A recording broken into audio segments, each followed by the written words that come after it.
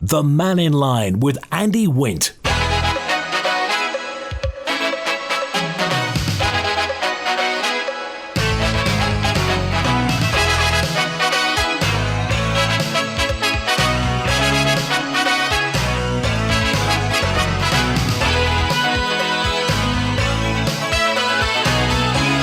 Faster by, good afternoon. Welcome to Mannin Line on Manx Radio. Well, we're stretching our legs for the next few days with open lines for the rest of this week. So, whatever's on your mind, then by all means do get in touch. Call 66 13 68. Text or WhatsApp on 166 177. Email studio@manxradio.com. I've got to apologise to everybody who couldn't get to yesterday. It was a really busy show with Tim O'Neill, the interim chief officer, and Claire Christian, Minister from the Department of Health and Social Care. So I'll get to some of those questions that we couldn't get to yesterday. Obviously, they're not here to answer them, but we'll put those anyway, including the one from Russell, who said, could you ask Claire Christian why I should be paying a health levy next year when it's taking me 6 weeks to get a doctor's appointment, a GP appointment? I can't get an NHS dentist, and we, my wife and I, have already had to pay privately so my wife could get an operation she needed because the waiting list was too long. Will this miraculously all fix itself once I start paying more?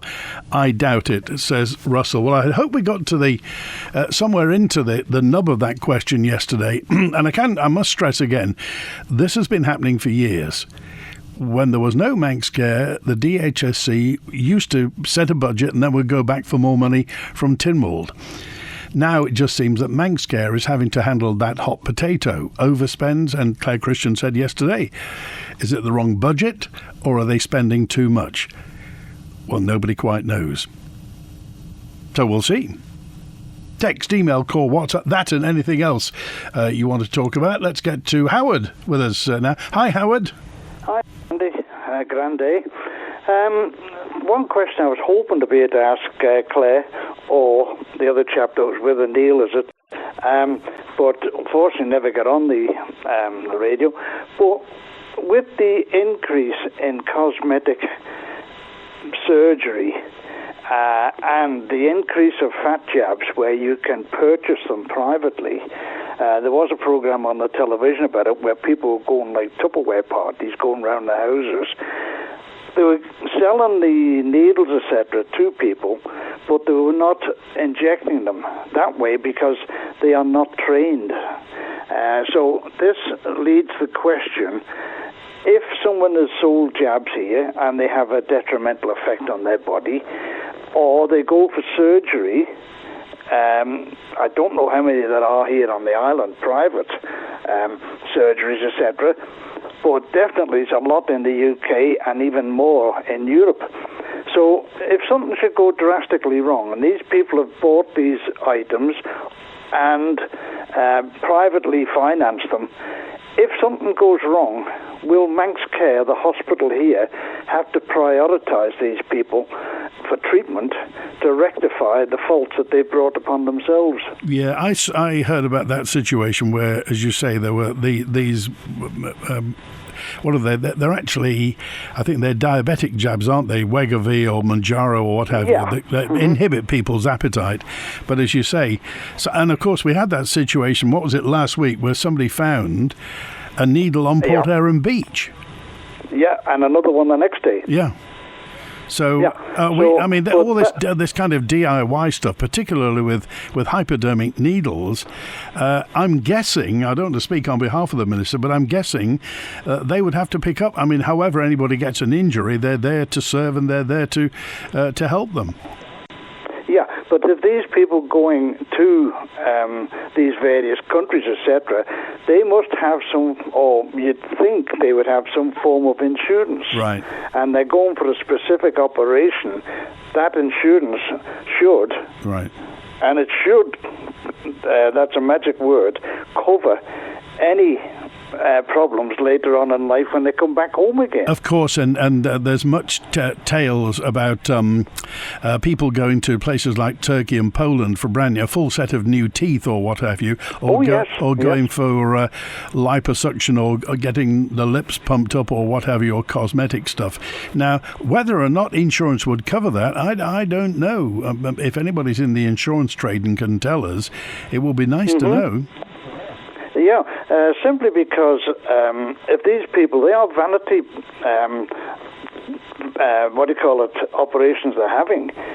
Botox, as you say, Brazilian bum lifts and all this, that and the other, where they're pumping stuff from one part of your body into another. Well, we weren't designed for that, but the Manx Care or the Manx taxpayer should not have to pick the tab up for their vanity. They should be insured or have private, go back to the people who, and half of these ones that's doing these jobs, they're not trained properly, they're not certificated, and there's so many of them as cowboys, as we refer to them, and cowgirls doing these jobs in the UK, and then do they come back home to the Isle of Man and have inherent problems, and who pays for it? Well, I got a note in from this texter 378 says, would they have to treat them? Yes. Would they prioritise them? No. This correspondent says it's exactly the same as booze and fags, smoking and alcohol. People will do what people will do, and the NHF will have to pick up, free at the point of delivery. So he reckons it's the same as cigarettes and alcohol. Well, I think it goes a bit deeper than that, because you're actually physically harming your body when you're doing these things. But how many times our own government say, if you're going across to the UK, get insurance? Of course. You will get reciprocal health care at the point where you need it. But continuous health care, you have to pay for it.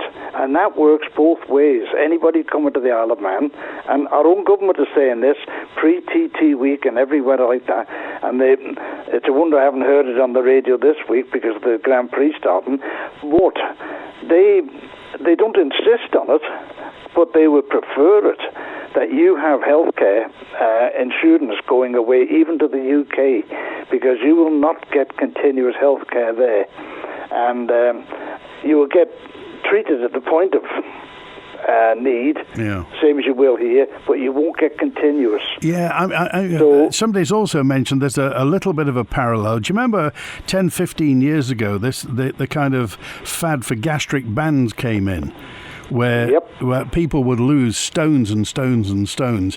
And the Isle of Man, people who lost stones and stones in weight often had, pardon me, because it's lunchtime, big flaps of skin they couldn't do anything with. And the NHS didn't pick that up. People had to cope with those themselves or have private cosmetic surgery on them. Well, that's what I'm saying. Well, these people who have these Brazilian bum lifts and boob jobs and everything else like that, will they have to have private treatment afterwards if something goes wrong?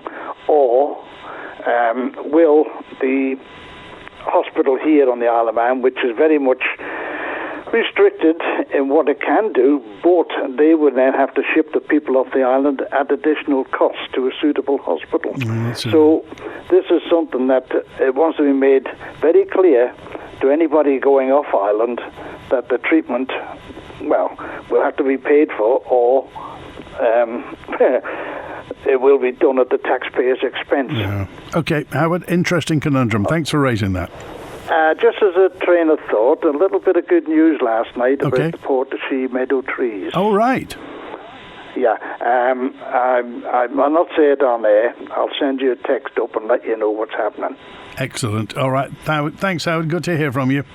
Okay, take care. Cheers now. 313 Gaz says, look, Andy, an audit of the cost of medical services and dispensing is worthwhile, but don't forget to look at the support services, food supply, domestic goods, stationery and things like that.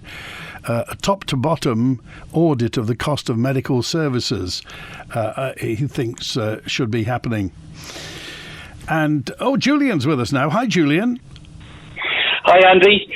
Just to add to what Howard was saying, mentioning things like Ozempic and Mounjaro that you said. Yeah. they're changing the balance of the gut bacteria. Yeah. They're also changing the nutrient flow rates and the pH value. But guess what? There's no randomized control trials, only on rodents. Right. So it's basically an ongoing experiment. Well, they found them by accident, didn't they? Because they were used on diabetic patients, and they lost weight. Yeah, but we're always told we should have randomized control trials on all these things, but they never seem to do it. But anyway, just following up to yesterday's programme, Health Minister Claire Christian's statement that a proposed payment from non-common travel area immigrants for accessing the Manx healthcare system would be just over £1,000 per year for 5 years for an adult, despite Manx citizens paying £4,500 each, which is about £3,500 less for the immigrant. I've noticed wandering around quite a few new people around the island with new babies, very new babies. I just noticed that the average cost to the UK NHS for a normal pregnancy is £5,000. So that's 5 times the immigrant contribution. Complications taking that figure over £15,000. So an immigrant paying around £1,000 a year is an absolute bargain, in my opinion, and I would have thought it is highly unlikely to dissuade them from coming. I also noticed on the BBC News this morning that 50,000 immigrants have crossed the English Channel since July last year. The smugglers charging varies between £5,000 to a premium package up to £15,000. But it makes you wonder why they just don't board a budget airline for 30 quid, doesn't it, Andy? Well, obviously something's going wrong somewhere, and I've looked very carefully. I can't find anybody who's been prosecuted for doing that across there. It seems weird that with all the investigative journalists they've got and the police and what have you, they've not pinched anybody. You would think they'd kind of, fine and prosecute the people who are actually doing this. Surely they know who they are. You think so, wouldn't you? Especially on the French side. And of course, once they're in the UK and they're let out, to go wherever, I wouldn't have thought there's much stopping them from boarding a steam packet vessel without ID if they've only got hand luggage. Well, this is the important thing, you see. So that anybody trying to get here has got to know somebody. They must know somebody, Julian. Nobody would take a flyer and just come to the Isle of Man because they've watched, TT Closer to the Edge. They would have to know somebody, and that person would be, would know the rules of what the Isle of Man is. And let's face it. We do need immigrants. We've always needed immigrants. We've always needed, because people leave the Isle of Man. And while ever, last year, the mortality rate outstripped the birth rate. People do leave the Isle of Man. So to replenish the population, if you like, to keep the economy moving, we have to have new people coming here. Yeah, that's right.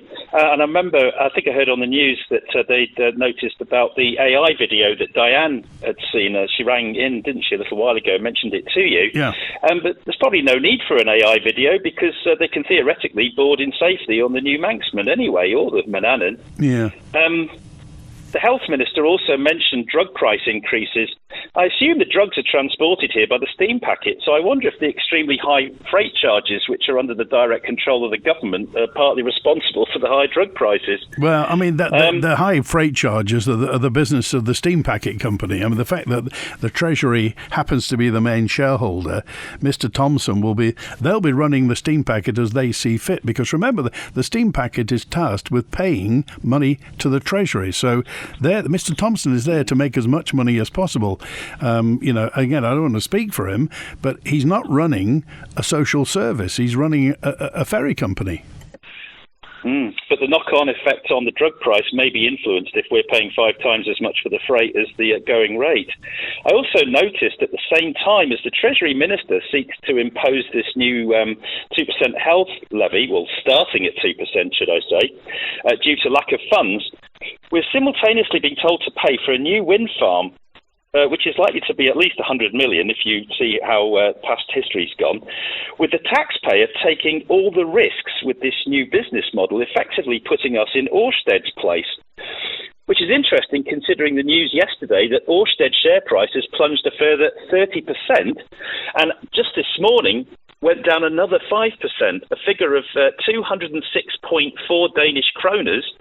That is 17% below the lowest they ever had as a price 9 years ago when they became Ørsted, and is now approaching 90% loss since their high in 2021 of 1400. So 1400 is now at 206. So while the poster child for the wind energy implodes, we're going to try and copy Ørsted, who are the world's largest wind farm operator, and have now taken a begging bowl to the Danish government, which has also caused huge backlash in Denmark, where their economy is getting more crippled day by day, Andy.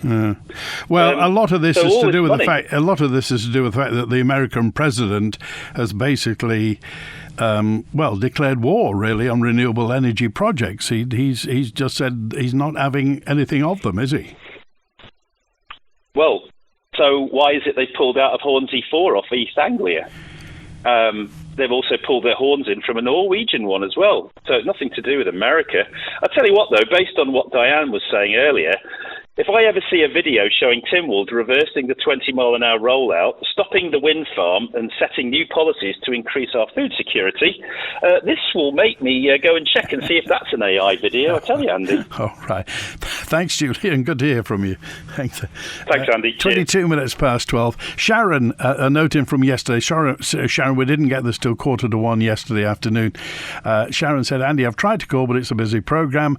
I've a question for the panel today. How much have they spent on postage for appointments for patients? The reason being, I've received 2 appointments, one after the other, while I was on holiday, and because I missed the appointment, I've now been discharged back to my local GP to start the procedure all over again. Had I been emailed or texted or WhatsApped, this situation just wouldn't have happened. Surely the system is prehistoric, and we should have the option to opt in or opt out of communication instead of postal communication, as I do appreciate not everybody is connected to the internet and communication. Could you help on this, Sharon? Well, again, we get lots of anecdotal evidence and stories about people who miss appointments or who get an appointment months and months ahead, wait patiently for it, and then 3 or 4 days before get a letter saying it's another 3 months. It's postal at the moment, so surely there possibly is some plan to use emails in the future. I know lots of people don't like emails. However, we're spending money on postage. Is there another way of doing it? Back to the lines we go, and Gordon's with us now. Hi, Gordon. Hi, Andy. Julian's just stolen my thunder because I was ringing about Ørsted. Right. It's in today's Daily Mail that they've discovered a 7 billion black hole in their finances, which is what's led to this big share price fall. So where do you think this leaves us? Well, according to the front page of today's Examiner, Ørsted's wind farm will bring $2 billion to the Manx economy over the 35-year life of the wind farm, right? In taxation, seabed rentals, etc. So I just don't know. Do you think? I mean, everything's a gamble in life. Do you think this is a gamble worth taking? I'm not convinced by that, no. I'm a bit on the Donald Trump side and his war on renewables. Right. I mean, and the Ørsted wind farm for us is going to be off the east coast. This big, enormous thing, 1,000 feet, turbines and what have you. So there's that, and then the possibility of the land-based one at Ørsted, which we're going to run ourselves. Yeah. If there's going to be a risk taken, do you think it's ours to take or somebody else's? I think it's somebody else's. We'll see. All right, Gordon. Yeah, then I also wanted to. The other point I wanted to make in today's Examiner, there's also a little bit about Noel Edmonds. All right. Rumoured to have bought a house on the Isle of Man. Well, he said so. He said so live on Manx Radio. We did the outside broadcast from the Royal Show, and That just shows you what a poor job Isle of Man newspapers are doing. If you ask anybody in Ramsey or up this corner of the island, we've known for a year that he bought Norman Wisdom's first house on the island opposite Bride Church. And I mean, they used to publish in the newspaper all the property deals. That would have shown who's buying what, who's selling what. Oh, those were the days, weren't they, Gordon? Everything was in. Used to be in, didn't it? The births, the deaths. That's right. The sales. Well, newspapers were newspapers. They charge you £2.20 for this piece of paper, and there's nothing in it. I often wonder why they stopped doing that. I mean, I think before that, do you remember they used to do the coroner's news and also divorces, for that matter? And wills as well. So I wonder whether that's because of GDP or data protection or what have you, but still available. Yeah. All right, good to hear from you. Okay. Thanks, Gordon. Cheers. Thanks for calling in today. And hello to Noel Edmonds, who I'm assuming is going to be listening today. It's 27 minutes past 12 on Mannin Line on Manx Radio. Oh, some messages from the answer phone. Andy, this is Tony B. Just a quick one. I think you just said that they went out to and awarded a tender to BT, and I can't remember what year it was you said, but surely then that tender is expiring soon, isn't it? And who are we going to hand it over to?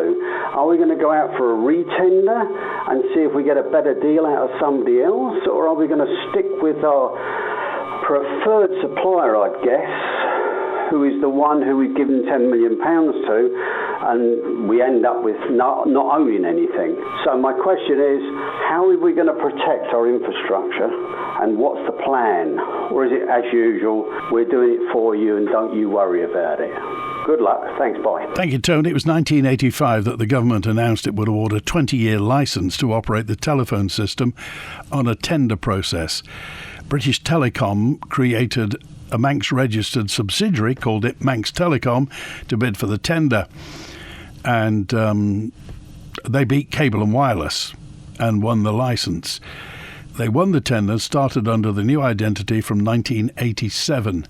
So as to whether or not that's kind of just subsumed, or we're trying to find out really what happened to that tender process, and subsequently, if it got it in 1985 and started in 1987, what happened in 2007? Obviously, Manx Telecom isn't owned on the Isle of Man anymore.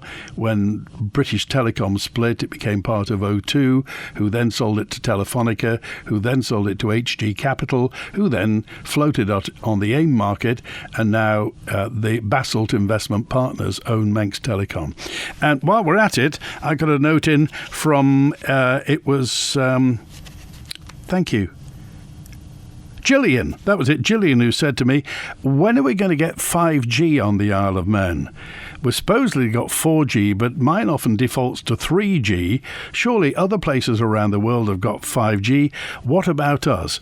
Oh, and another message. Oh, hi, Andy. I'm a bit upset that you just skipped the cost of the steam packet company, which I think is absolutely extortionate at the moment, and something seriously needs to be done, if only for Manx residents.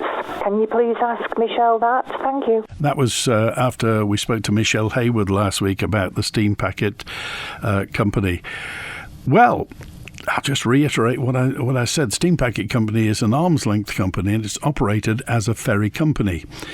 So I don't know about the machinations. Obviously, Treasury is the main shareholder, and giving breaks to people, and it's often been mentioned about why don't we, each resident of the Isle of Man get a couple of free tickets to use every year, or get some discount, or get a smart card where we can they can harvest the data and we can get some discounts.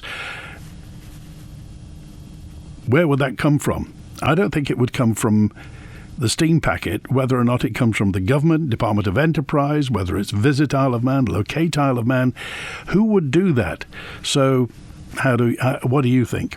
A note in just said the Manx Care has actually got an opt-in service for SMS messages, so you can do that. Mark said, Andy, it's clear to me that without government subsidy, wind farms are an absolute non-starter. Thank you, Mark. Well, you're wrong. You're only wrong about the government subsidy. It's not a government subsidy. It's a taxpayer subsidy. Now, we're bothered in Ramsey about the state of the Ramsey Swing Bridge being pedestrian only. I've been concerned and I'm fed up for the lack of interest and negativity from Ramsey commissioners concerning the public beach in front of the lifeboat station, says John. It's still strewn with seaweed and rubbish. They should clean it up, says this Ramsey resident. Athol Garage in Ballasalla doesn't just service and repair any make or model of car. They also operate a recovery vehicle to rescue you and your vehicle from anywhere on the island. See? Aren't you glad we went to Athol? For top quality work from Nissan factory trained technicians, dedicated aftercare, and now recovery too. Athol, a garage to swear by, not swear at. Book now at athol.im or call the A-team whenever you need them. 820082. It's a tough time for businesses. Not sure what to do to turn things around? Let Nicola Bowker & Co. guide you through. We've helped hundreds of businesses to success. Accountants and tax advisors to businesses on the Isle of Man. Charity of the Week, brought to you by Kell Properties. Isle of Play helps children reclaim their childhood. We run play sessions, forest schools and are the island's only adventure playground, helping children island-wide to have the best childhood possible. Do you want to help us raise funds and reach more children across the Isle of Man? Visit isleofplay.im or message Isle of Play on Facebook. Let's make childhood playful and play-filled for every child. This advert is brought to you by Kell Properties. Parados Theatre Company present In Their Blood, where twisted fate collides dreams with betrayal. An original play by local actor Ori Wilson, In Their Blood tells the story of a Manx mining family in the 1800s, where dreams, love, ambition and betrayal is set across the harsh realities of the island's mining community. In Their Blood at the King's Court Theatre, Castletown, 14th to the 16th of August. To book, go to ticketsource.co.uk/King William's College. In Their Blood, supported by Blackford & Co. Insurance Brokers and your nation station, Manx Radio. The latest edition of Manx Radio's Breath Mindfulness podcast with Karen Hardman is available now. Release the need to do everything well. You were great today. You did enough. Brought to you by the Good Health Store on Station Road in Port Erin. Let's relax further and imagine a long stroll on a sandy, starlit beach. Peaceful slumber and relaxation. It's a balmy August night and you are walking barefoot along the water's edge. The latest in the Breath Mindfulness series with Karen Hardman and available now at manxradio.com. The Mannin Line with Andy Wint. Robert's with us now. Hi, Robert. Hi, I was just thinking about your green issues kind of conundrum that you got going around. I just maybe muse a few points without, offending too many people. Okay. I was thinking, just for debate-wise, you've got the various age groups of the 20s, the tweenies and all of that go with it. They're a bit into protests and all the rest of it. I think that they like, greenish. They like walking around the forests and the nature, and they like walks and things like that. I think that a lot of people who phone in on the Mannin Line are mostly, well, they may not be, but a lot of them from towns, and they're looking at problems they've got with their Xbox or whatever it is that they've got, their Amazon Fire Stick. And they just think of it in terms of, well, is it a technology issue and how can we use technology? And it's just an age group above. What I'm trying to say is there's different age groups battling against each other. Do you get what I'm saying? And what's your opinion? When you're in your 20s. What's your opinion? Well, I just see it in the round. And I just see that, when you get to after your 20s and you get into your 30s and 40s, you're looking for technology to take on the arduous tasks, and you're looking at things to come into play that are going to make it easier for you. Well, you can buy whatever you want off Amazon today to make technology easier and get it all sorted. But I just think that a lot of people want to sit back and just enjoy the technology, and nature doesn't generally subscribe to that belief. Do you know what I mean? All right. Because there's not a lot of technology in there. So I think that you've got. Sorry, the car coming. I think you've got two distinct trains of thought there that are kind of battling against each other, and generally the people who come on to Mannin Line are the people who are like, well, I've got an iPhone, so I might as well say my bits. But I mean, you know, it's not easy for the people who want to make a go of the green issues and stuff like that, to the net zero debate and what have you. What do you think about the wind farms? Well, why wreck it and say what I want to think? I would just want to put out a point that I think it's two groups arguing against each other. I don't really want to have an opinion. I just want to put out the thesis that I think it's two groups arguing against each other, and I don't want to wreck it, Andy. I think I've just said my bit. Okay, good to hear from you. Thank you, Robert. Here's a note in from, Howard, who just said, I had my Manx Telecom shares sold without my knowledge and compulsorily by whoever the company is that now owns it. Is that true? I understand there would have been a motion to allow this to happen at a shareholders meeting, but I still feel it's a bit off. Incidentally, there was an Isle of Man court hearing to ratify the decision, and a precedent had already been set by a Manx court to do this for another company, mainly in the name of transparency and good for Isle of Man business strategy. Is this true? Manx Telecom have come a long way from being the trusty old GPO from my day. Now it's 100% in private ownership, and I think it's surreptitiously in private ownership. Well, there's one thing for certain, Howard. There's been a lot of public money put into the spread of fibre on the Isle of Man, and it says Manx Telecom on the thing, but it's really the only thing that's Manx about it is the fact that it serves the Isle of Man. It's a bit like Isle of Man Bank, based in Jersey now, really, with 3 branches on the entire Isle of Man: Regent Street, Athol Street, 4, Regent Street, Athol Street, Parliament Street and Port Erin, and that's your lot. Thank you also to, it was David, no, it wasn't, it was Jake, who said MGP's on the... I've heard nothing about MGP. Well, AM 1368 will be playing out, the best biking station in the world. Commentary team's going to be Chris Boyd, Chris Kinley, Dave Christian will be at Glen Helen, Rob Pritchard will be at Ramsey Hairpin, Beth Espy and Carolyn Sells will be around, and I think Lee Johnston and Tim Birchall will be with us for the classic TT. So AM 1368 from this Sunday for the best biking station in the world, for the MGP, and also for the classic. And it's Betty now. Hi, Betty. Hi. Andy, I just want to say that I'm really fed up with not getting the Sunday paper on Sunday. It comes in so late, and I'm not driving, and I can't ask anybody to get it for me so late. And do you normally fetch it from the newsagent or get it delivered? I normally get it from the newsagent. Right. Well, from Tesco's, actually. Right, and it just depends. I mean, because the thing is, if the boat comes in late, it can take forever, can't it? Well, it's been happening so often lately, and I think it's probably going to go on for the whole of the summer because of the boats going to Belfast. Right. Well, this is also because the, I think is it the Newspapers Publishers Association, the people who used to help pay to fly our newspapers here. So, the newspapers themselves contributed to this, the fact that they're not flown here anymore, that they come on the boat. So they're kind of cutting their own throats, really. Well, I just feel I really like getting the newspaper. I just get it at the weekend, Saturday, Sunday. Right. And I really like getting it. And then sometimes you can get it on Monday, but sometimes they have none left. It's not the same, though, is it, getting a Sunday paper on a Monday?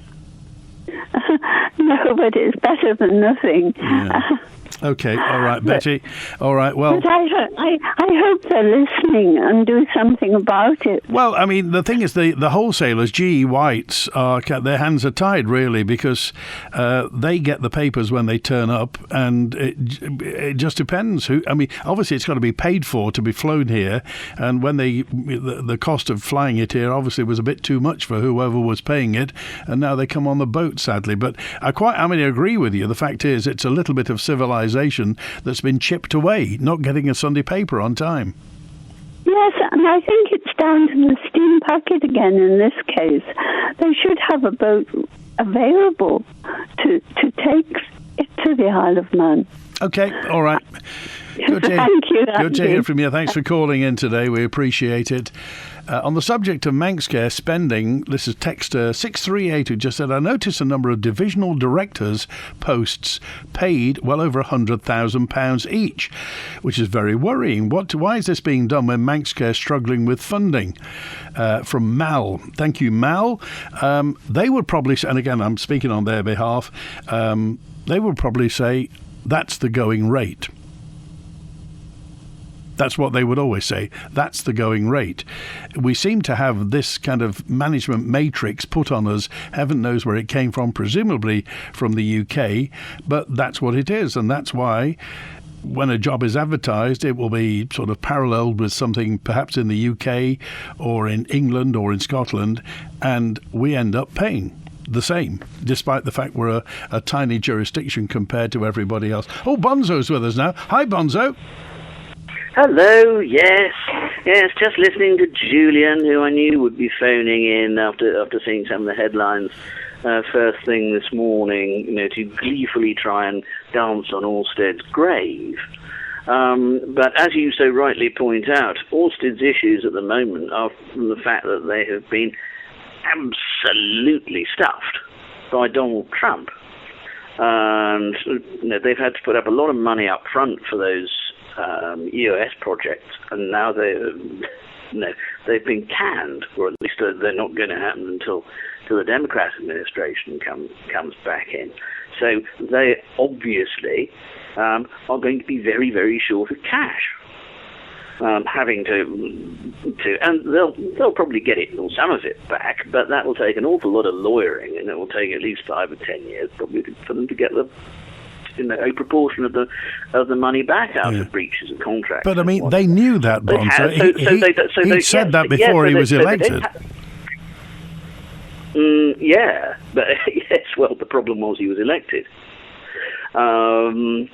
And so therefore those problems came to be, rather than if, as I think we may actually find out in the fullness of time, there were issues with the election, but that's by the by.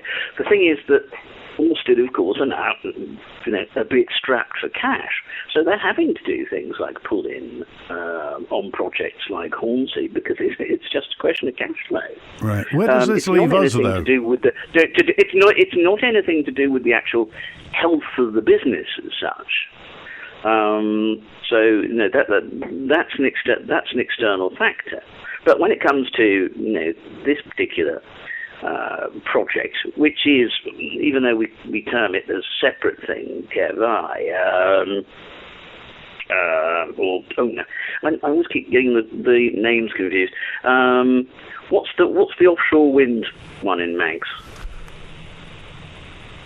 I'm trying to think now. You got me. I know you got me. Yeah, because Kerva is the actual onshore one. Yeah, is it? That's the MUA one. Oh, somebody's going to tell me. Is it Mona or something? I can't, off the top of my head, I can't remember. Yes, it's something beginning with N. Anyway, so that project, which is essentially a bolt-on to the Walney wind farm complex, which you see from Machel and Naxi. All the reasons for that are the same as they ever were, and it's a question of actually getting UK to admit it for contracts for difference in order for them to actually sell the electricity into the grid. But as for should we or should we not have it? Well, as I said before on these things, there's a wind farm project to the southeast, of course, those Crown Estates ones. There'll be one to the southwest, which is the Dublin Bay area, one, and other projects. And the view is going to be spoilt anyway, but that view being spoilt and ferry routes being altered, etc., well, we won't be getting a penny out of that unless we also farm within our waters where we actually get some money for it.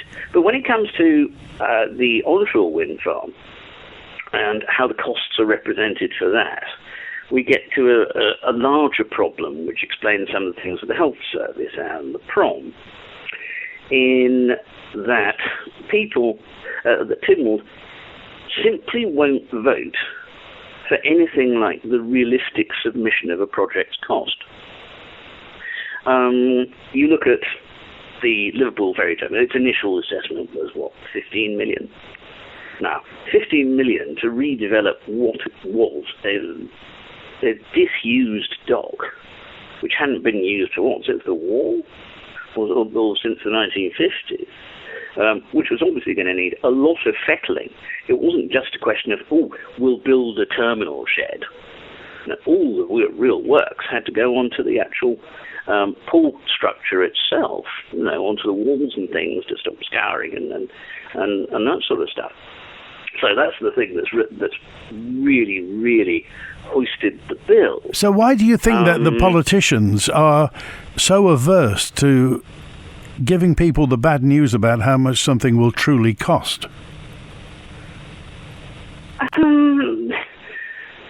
I'm not quite sure whether it's a certain amount of a sort of parsimonious world view.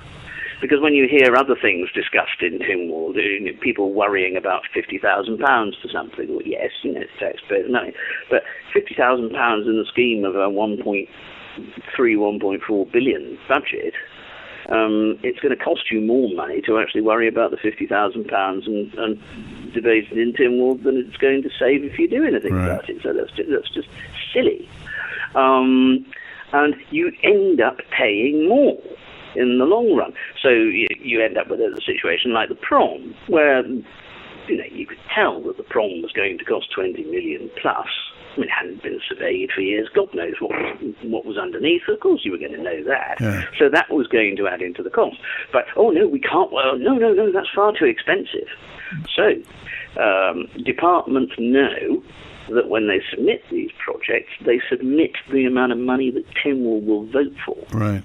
In the first instance, and then once the project has gone along for a bit, you have sunk cost, etc., and then Tynwald are approached again. Well, we've got to finish it, so give us some more money. But also with the health budget, health itself has its own rate of inflation, which is rather higher than the general rate, and I think it's about 8% now. And when you think about that as an 8% cumulative, yes, we're going to be in an eternal situation of having to ask for 10% more as a supplementary vote, because we won't vote the actual amount of money that it costs to begin with. Because, no, that's far too much. Whereas when you do it in the supplementary vote fashion, you're just ending up spending more money. So, so it's some basic ideas about how to do public finance, which government doesn't really seem to have much of a clue about. Okay, all right, Bonzo, we appreciate it. Thanks for calling today. Okay, cheers, bye. 11 minutes to 1, and let's get to, I think we've got Wilf with us in just a few moments' time. Hello, this is Doug Farragher. In conjunction with Manx Radio, I'd like to invite you to join us and learn something about our native Gaelic tongue, the language of man. Hi, Wilf. Hiya. The South Beach. Yeah. Complaints about the South Beach, right. Well, we'll eliminate that. Now, about a month ago, not known to me or any other commissioner, the higher up in the town hall spent 800 quid to get 20 ton taken away. Now, about 2-3 years ago, I had 1,000 ton taken away for free because he wanted the gravel. Right. Now then, I've been in touch with the same people again. They will do it again for free. I've put that to the rest of the commissioners, and they had no alternative but to agree to it. So that will happen when I tell them to do it. When will that be, Will? I won't be telling them to do it till February, because I told them I don't want it done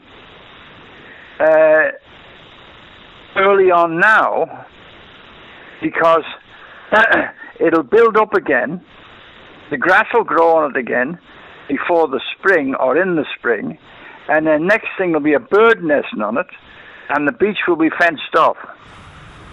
So I told them to do it late on, scraped away, tide will come in over that, there'll be no birds nesting on it. And that's going to be February next year, yeah? Yeah. That's the thing. It's all right as it is at the moment, because there's no birds or anything going to nest on it. And what bit of beach we got when the tide is in, that's ours. Okay. But up till then, if a bird nests on it, we got no beach left, because Deaf will come and fence it off. So, you know what I mean. It's anyway. I got the wind farm in our bay, Ramsey Bay, that they're talking about. That's out on the Bahama Bank.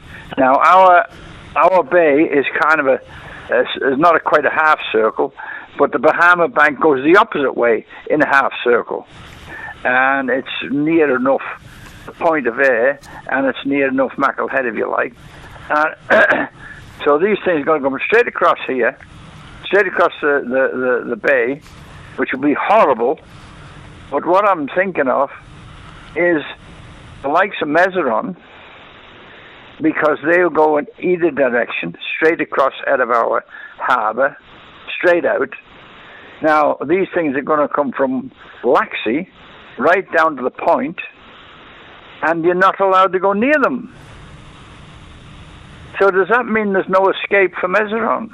I don't know. That's a very good point. I don't know. These things have got to be thought about. Mm.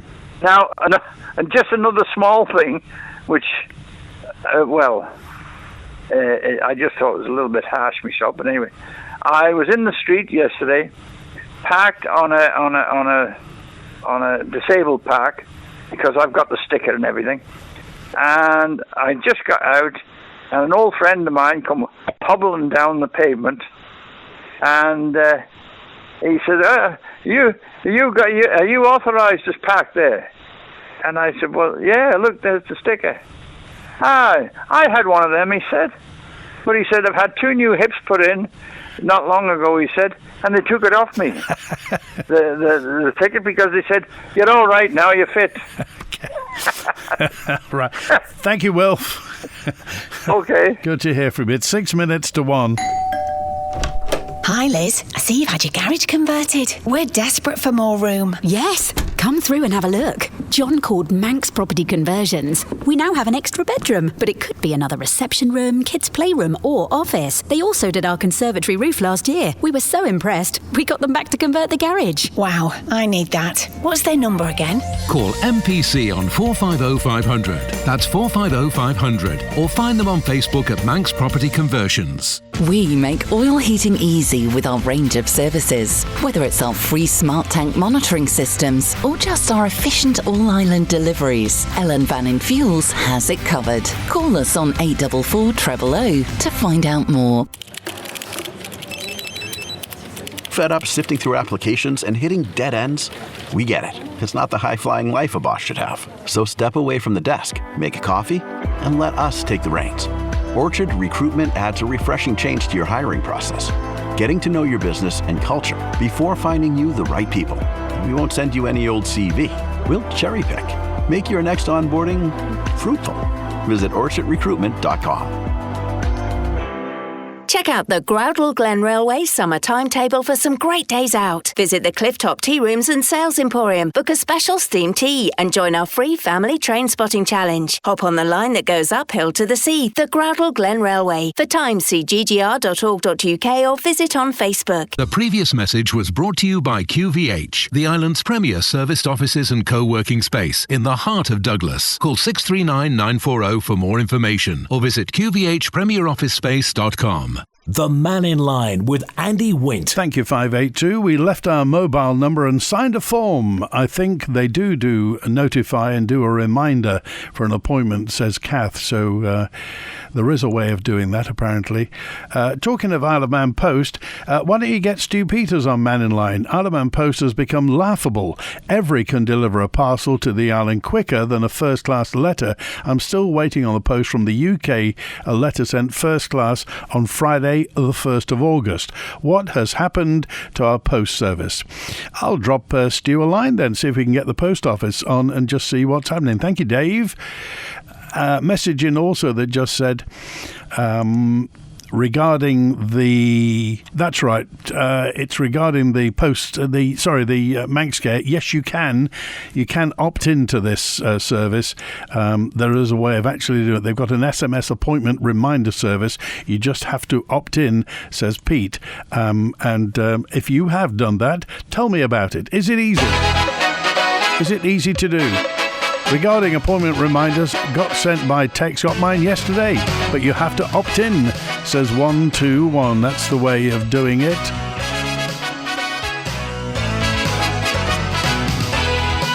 If you want a free show tonight, there's a free show in the east. A chance to see some meteors, the Perseids. The Perseids meteors, they peak on the 13th of August. That's tomorrow. One of 2 annual showers along with the Germanids. On a clear night you can see up to 100 meteors in the space of an hour, and they'll be in the east. If you've got an eastern horizon you can look at, you can see them, although they'll be in the east and I'm sure you'll be able to catch them. So absolutely free of charge. That's it. The answer phone's on 682-631 or email manninline@manxradio.com. And thanks to Ben on the phones today. Enjoy your Tuesday. WINT